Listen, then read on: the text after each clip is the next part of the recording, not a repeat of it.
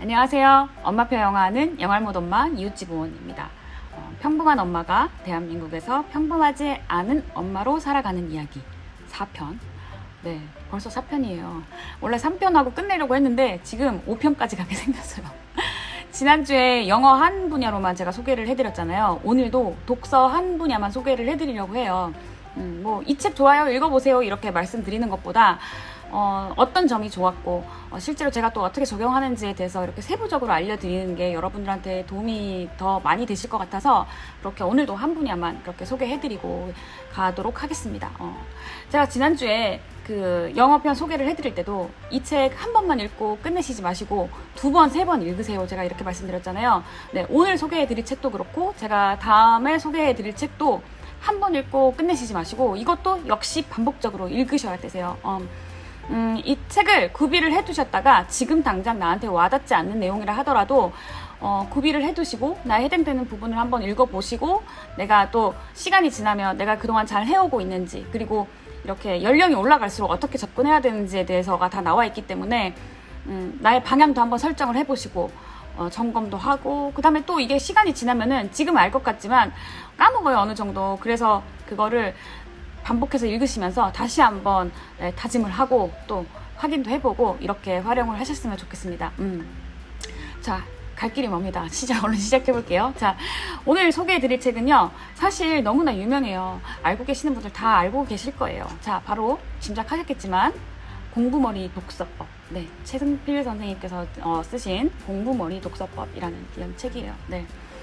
자, 지난번 영어편도 그랬지만 오늘 책도 앞으로 소개할 책도 제가 이 독서 분야의 책도 사실 다양하게 다 읽어봤어요. 그 책에서 제 마음속에 1순위 그런 책을 지금 여러분들한테 소개를 해드리는 거예요. 이거 딱 한 권만 읽고 이렇게 소개해드리고 그런 건 아니고요. 저도 독서 분야에도 다 책들 어지간한 책도 다 읽어봤어요. 근데 이게 제 마음속에 1순위인 책이에요. 네, 왜 그렇게 생각했는지 또 지금부터 알려드리도록 할게요. 네. 자, 독서. 모든 전문가들이 독서가 중요하대요. 우리가 그냥 뭔지는 잘 모르겠지만 독서가 중요하다라는 건 알겠어요. 그렇죠? 네. 그런데 이 책을 읽게 되시면은 정말 내 아이를 책을 읽게 해야겠구나를 확실하게 느끼실 수가 있어요. 네. 이 책은 유아에서 고등학교 독서법까지 다 다루고 있는데요.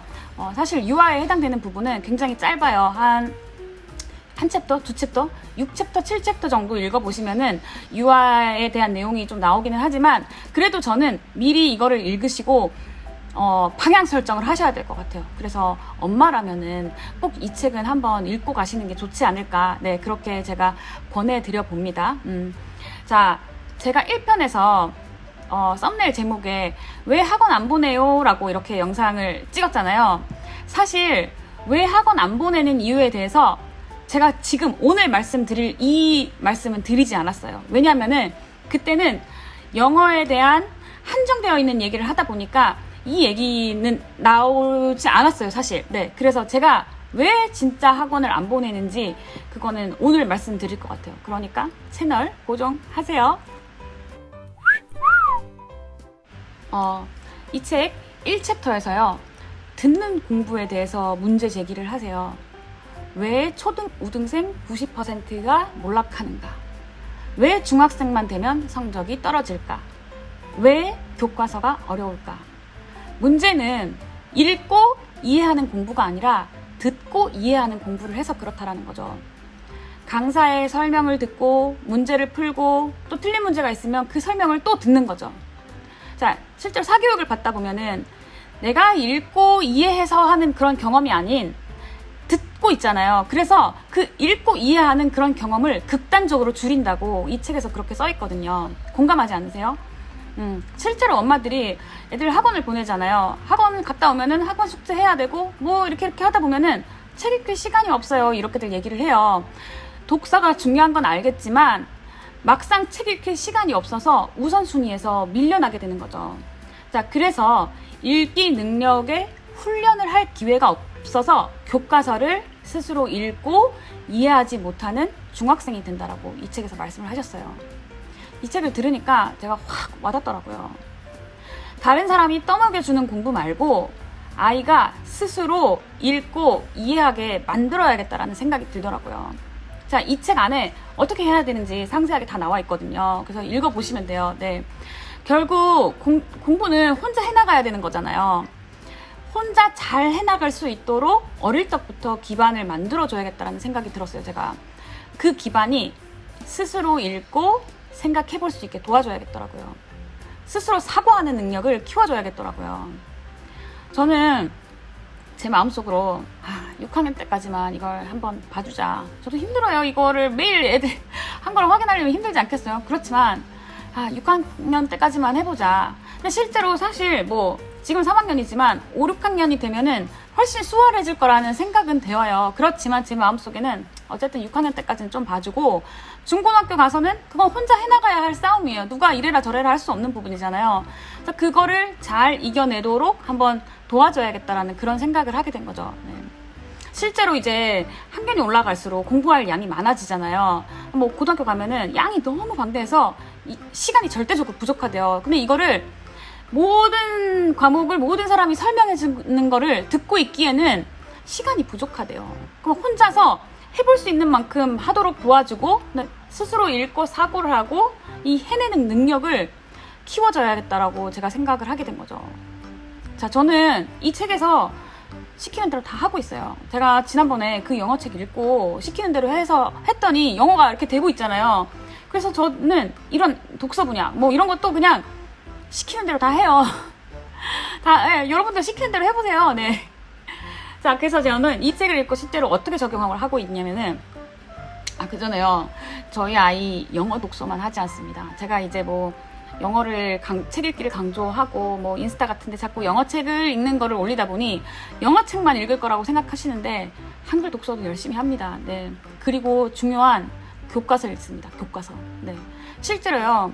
우리 딸이 엄마 우리 반 애들은 왜 국어를 이렇게 싫어하고 어려워하는지 모르겠어. 나는 재밌는데 이러더라고요. 자, 초등학교 1학년 국어 정도는 좀 뭐 처음 시작할 때 쉬울지 몰라도 2학년부터 이렇게 지문 보면은 서서히 국어가 이게 만만한 과목이 아니라는 생각이 들더라고요. 예. 제 딸 지금 3학년인데 3학년 국어책 보면은 이거 책 안 읽었던 애들이 이 수업 시간에 이거 내용을 과연 이런 낱말, 어휘 이런 거를 따라갈 수 있을까 하는 생각이 들더라고요. 이게 보이지 않는 데서 서서히 차이가 나겠구나 하는 생각이 제가 그런 생각이 들었어요. 네. 자, 그래서 이 최승필 선생님 쓰신 거에 왜 초등 우등생 90%가 몰락하는 이유를 제가 그거를 깨닫게 된 거죠. 제가 아무것도 모를 때는요, 독해 문제집 열심히 시켰어요.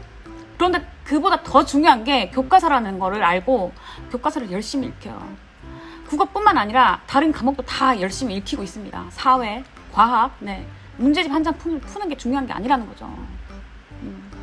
제가 이 시리즈 2편에서 책은 양보다 질이라고 말씀을 드리면서 책 한 권으로 아이와 함께 읽고 주인공의 감정, 생각들을 나누시라고 제가 그렇게 말씀을 드렸어요. 기억하시죠?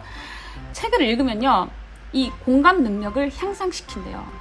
이 최승필 선생님 뭐라고 하시냐면요, 책을 읽게 되면은 아이가 스스로 추론 능력과 공감 능력을 향상시킨다고 하셨어요. 자, 국어에서요, 이 공감 능력이 작용된다라는 거죠. 글쓴이의 의도를 파악하려면은 한 문장 한 문장에 왜 그 글쓴이의 의도가 이게 포함되어 있잖아요. 그거를 파악해내야 되는 게 중요하잖아요. 이거를 어떤 전문가는 정서지능이라고 말씀을 하셨어요. 정서지능을 개발해야 된다라고 이렇게 말씀을 하셨는데 이게 결국 책 읽기에서 얻어갈 수 있는 거거든요.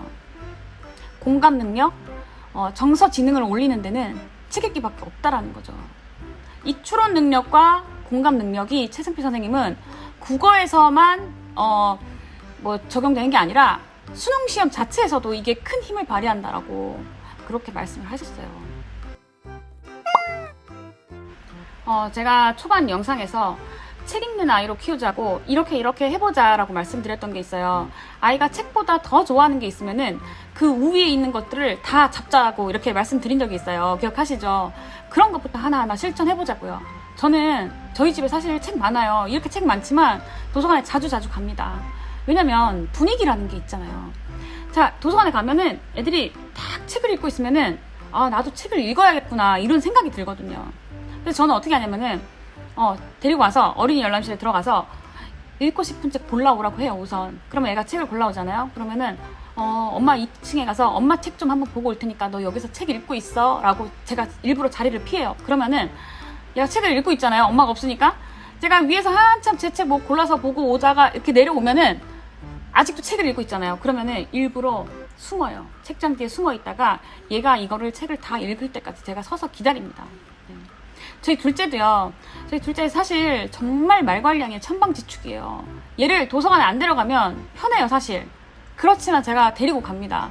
얘를 데리고 가면 6살인데 아무래도 발도 쿵쿵 걷고 막 책도 막무가내로 막 뽑아버리고 심지어 우리 집에 있는 책도 뽑아요. 왜 이렇게 익숙해서 그런지 막 아는 책 막 다 뽑아버리고 이래서 안 데리고 가고 싶지만 그래도 데리고 가요. 자, 이 천방지축애를 계속 데리고 갔더니요. 얘도 자기가 좋아하는 책, 재밌는 책이 이제 어디에 꽂혀 있는지 알기 시작하는 거예요.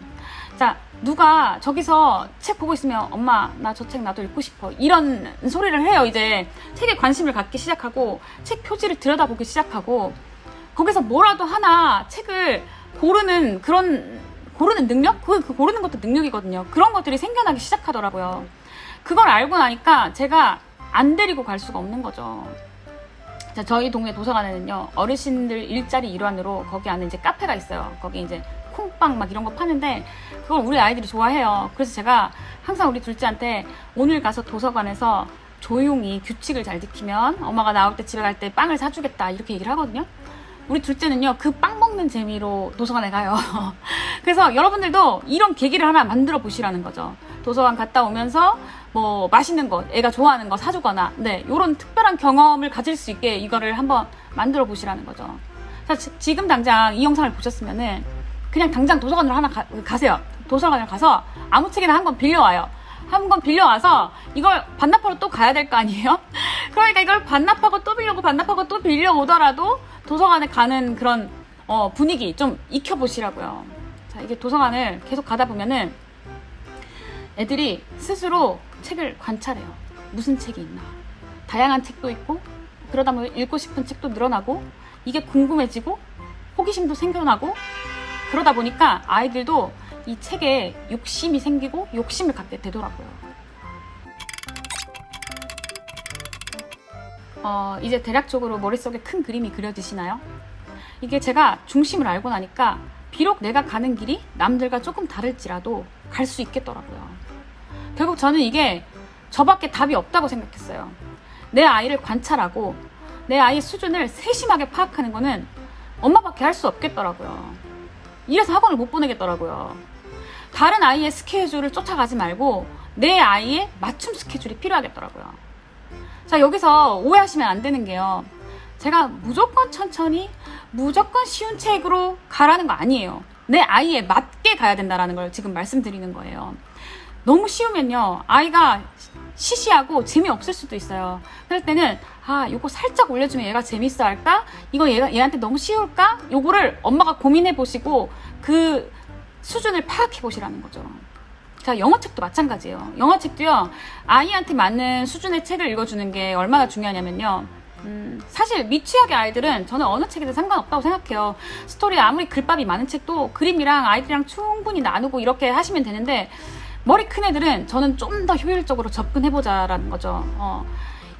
여기서 나오는 책의 문장이 그대로 그 아이한테 흡수가 되고 그대로 머릿속에 들어갈 수 있는 그 정도의 책을 접근을 해야 된다라는 거죠. 이게 너무 글밥이 많아서 내가 또 모르는 단어가 많고 어려운 책은 듣다가 뭐야 재미없어. 왜 저라도 그랬어요. 저도 예전에 막 너무 어려운 책 뭐라는 거야 재미도 없고. 네, 그치만 어느 정도 나한테 수준에 맞는 책은 책이 너무 재밌고 또 내가 영어를 했더니 이런 책을 이제 내가 다 이해하는구나 이런 기쁨이 있어요. 그걸 알게 해주셔야지 책이 재미가 있고 그 다음 책을 또 읽고 싶게 만드는 거거든요. 이 재미가 있어야 내가 읽었던 이 문장이 그대로 흡수가 되는 거지 그냥 모르는 남의 나라 말 막 듣는다고 해서 이게 흡수가 되는 게 아니에요. 그래서 머리 큰 애들을 접근하실 때 이 수준을 파악하는 게 굉장히 중요해요. 영어책 읽기의 힘에서는 5손가락 규칙이라고 있어요. 모르는 단어가 5개 넘어서면 안 된다라는 거죠. 그러니까 실제로 내가 이 그림책을 읽어줬을 때 엄마가 한국말 1도 없이 처음부터 끝까지 영어로만 읽어줬을 때 이 아이가 스스로 혼자 스토리를 파악할 수 있는 정도의 수준이어야 되는 거예요. 뭐 아무리 모르는 거 그냥 들려주면 성장하겠지 이거 아니에요. 그냥 흘러갔다 흘러가는 거예요. 그렇게 되면은. 그래서 책을 읽어주실 때 수준에 맞는 책, 네, 한글책도 영어책도 중요하다라는 거죠. 네. 아이를 잘 파악하시라는 거. 아이의 수준을 잘 파악하고 관찰하고 하시라는 거. 그거는 엄마밖에 할 수 없다고 저는 생각합니다. 네. 자, 제가 지금 드린 말씀 들어보니까 어떠셨어요? 한번 집에서 이렇게 해봐야겠다라는 생각이 들지 않으세요? 저는 내가 이거 힘들어서 못하겠어 이런 소리를 못하겠더라고요. 이런 걸 알고 나니까 내가 힘들어도 해줘야겠더라고요. 언제까지? 6학년 때까지요. 여러분도 이 책 한번 읽어보시고 평범하지 않은 길 저와 함께 한번 가보셨으면 좋겠습니다. 방학 어떻게 보내고 계세요? 저와 함께 1학기 모든 전과목 교과서 읽기 한번 해보시지 않으시겠어요? 네. 자, 오늘도 도움 되셨으면 좋겠고요. 다음 시간에 대망의 수학으로 찾아뵙도록 할게요. 네. 오늘은 여기까지 하겠습니다. 네, 시청해주셔서 감사합니다.